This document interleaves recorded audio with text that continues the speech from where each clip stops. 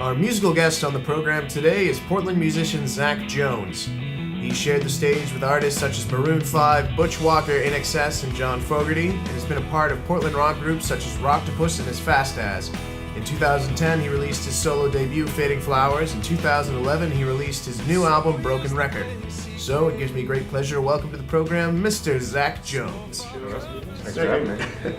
My first question is, you've been involved with so many great local bands, Rocktopus, As Fast As, you've also done work with the Pete Kilpatrick Band. Was it difficult to step out and make a solo record due to the popularity of the groups you've worked with before?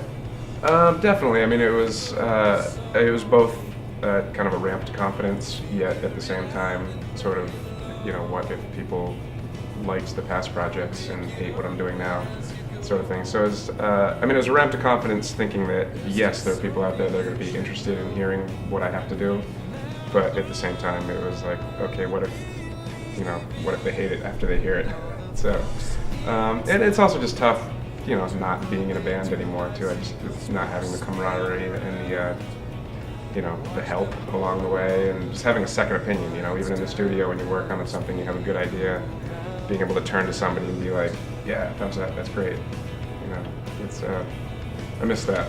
How do you differentiate your material from the material you've done with past bands? Like, what do you do to try and make it different, or is there anything that you do? I don't do anything specifically to try to make it different. I just try to do whatever feels right. I mean, if I write a song and I like it, I don't care if it doesn't sound like what people expect me to sound like.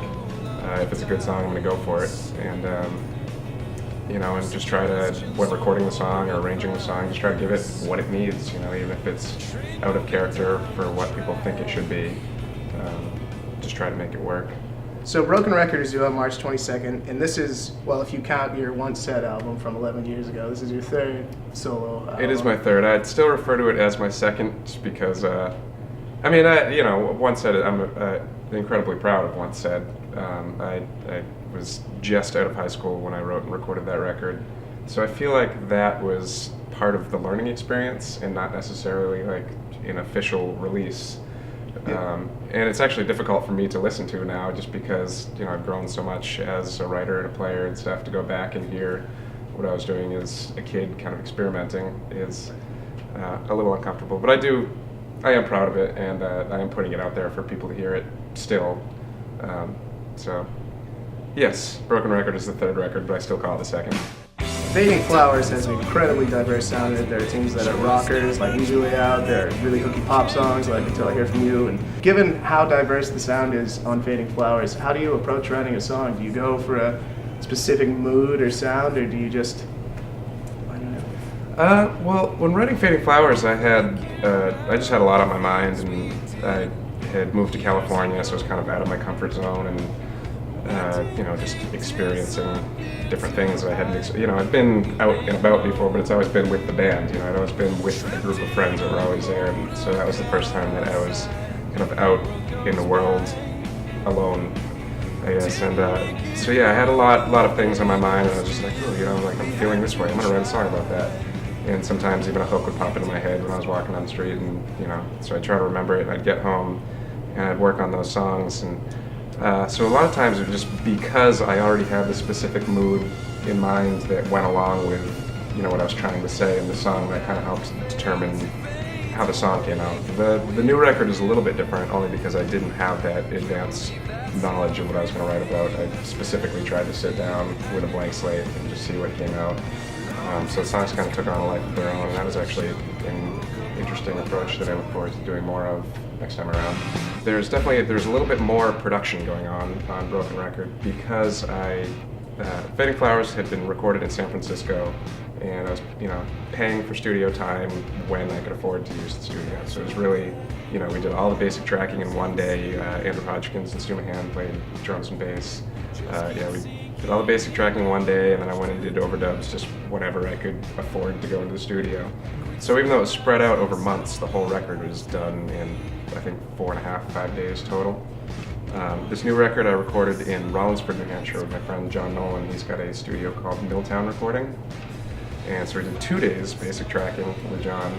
And after that, it was really, I had already booked mixing, so I definitely had a deadline, but it was like a month and a half away. So I was like, I have a month and a half now, and because I was here in the Northeast, I just have more tools at my disposal. And because John's a good friend of mine, he was able to loan me microphones and preamps, and even let me use the studio sometimes when he wasn't using it. So yeah, it was just I had the freedom and the time to just try out different ideas that I didn't have the time for.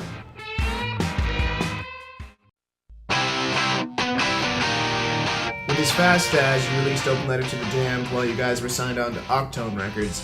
So having experienced recording a record for a major label and also self-producing and releasing a record, what are the pros and cons of each, and which do you prefer? I prefer making albums independently,